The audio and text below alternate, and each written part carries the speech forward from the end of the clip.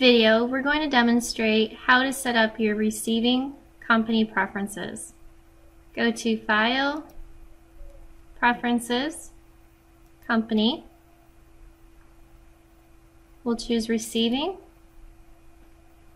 If you choose this box to warn when receiving against PO passes cancel date, QuickBooks will warn you when receiving against a purchase order that has passed the cancel date specified on the order. If this preference is not selected, the cancel date is ignored when receiving. You can also choose the preference to enter vendor billing information in QuickBooks Point of Sale Desktop. Check this box to enter the invoice and due dates in QuickBooks Point of Sale Desktop. This is a best practice recommendation.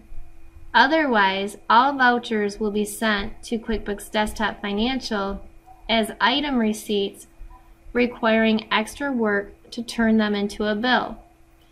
The last one is the printed voucher information. You can enter a message to be printed on each voucher.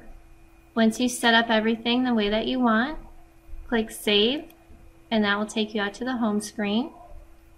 I think my daughter, from what she was yelling, has seen a snake outside. So I'm going to conclude this video.